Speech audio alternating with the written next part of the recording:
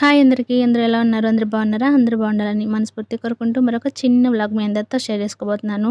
Please మా videos మీకు ఏమాత్రం నచ్చినా ఒక్క లైక్ అయితే చేయండి. వీడియోస్ చూస్తున్నారు కానీ లైక్ చేయట్లేదు. ప్లీజ్ మాకు ఒక్క లైక్ అయితే చేసి మీ సపోర్ట్ని అయితే తెలియజేయండి. అలాగే ఛానల్ సబ్స్క్రైబ్ చేసుకొని డైలీ ఫాలో అవ్వండి.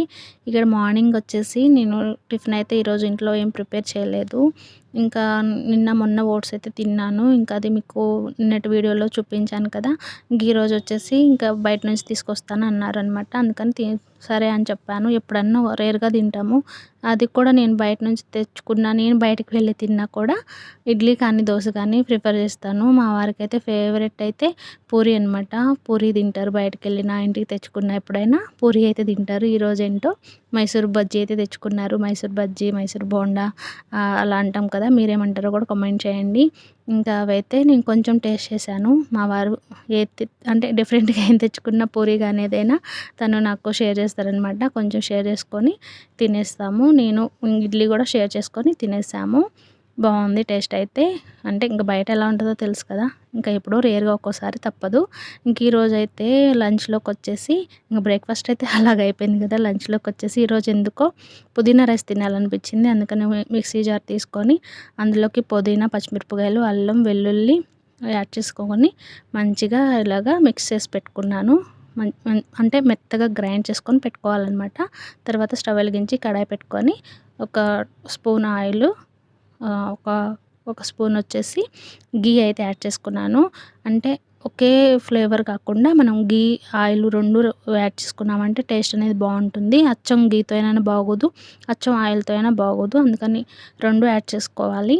ఇక్కడైతే అది కొంచెం ఫ్రై అయిన తర్వాత మసాలా అంటే బిర్యానీ మసాలాస్ ఉంటాయి కదా, చెక్క, లవంగ, మరాఠీ మొగ్గ, బిర్యానీ ఆకు, ఇంకా షాజీరా, జీలకర్ర అన్నీ యాడ్ చేసేసుకొని ఇలాచి అయితే కంపల్సరీ యాడ్ చేసుకోండి. ఇంకా అవన్నీ ఫ్రై అయిన తర్వాత సన్నగా కట్ చేసుకున్న ఆనియన్స్ని కూడా యాడ్ చేసేసుకొని మంచి గోల్డెన్ బ్రౌన్ కలర్ వచ్చేంత వరకు ఫ్రై చేసుకోవాలి. అందులోని మనం ముందుగా పేస్ట్ చేసుకున్నాం కదా, ఆ పేస్ట్ని కూడా యాడ్ చేసుకొని పచ్చి వాసన పోయేంత వరకు ఫ్రై చేసుకోవాలి. ఇందులో మెయిన్ ఏంటంటే మనం కాజు కూడా యాడ్ చేసుకున్నాము. కాజుని కూడా మంచిగా బ్రౌన్ కలర్ వచ్చేంత వరకు ఫ్రై చేశాను. తినేటప్పుడు అక్కడక్కడ కాజు తగులుతూ మంచి టేస్ట్ అయితే ఉంటుంది. అది ఇష్టం లేకపోతే స్కిప్ చేయొచ్చు. ఇష్టం లేని వాళ్ళు అయితే ఉండరు నాకు తెలిసి.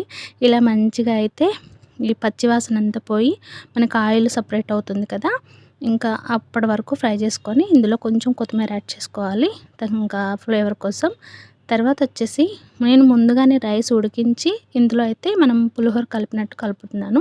అలా కాకుండా ఆ గ్రేవీ ఏదైతే ఉందో ఆ మసాలా దానిలోని వాటర్ యాడ్ చేసి మనం రైస్ 1:2 వేసుకుంటాం కదా, ఒక గ్లాసు రైస్కి 2 గ్లాసుల వాటర్ అలా వేసుకొని నార్మల్గా కూడా ఉడికించుకోవచ్చు. కుక్కర్లో అయినా ఉడికించుకోవచ్చు.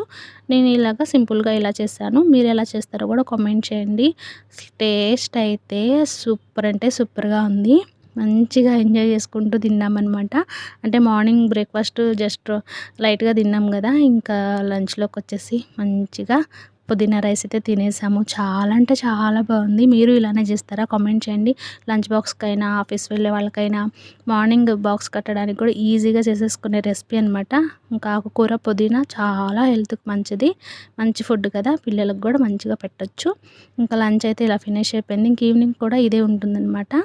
ఇంక ఇక్కడ వచ్చేసి ఈవినింగ్ ఇంకా శనగలు అయితే ఉడికించాను. ఇవి కూడా హెల్త్కి చాలా మంచిది. మంచి ఫైబర్ రిచ్ ఫుడ్ కదా. ఇలా అయితే మా ఈవినింగ్ కూడా గడిచిపోయింది. ఈ వీడియో చిన్న వీడియో నచ్చితే లైక్ చేసి ఛానల్ అయితే సబ్స్క్రైబ్ చేసుకోండి. Thank you.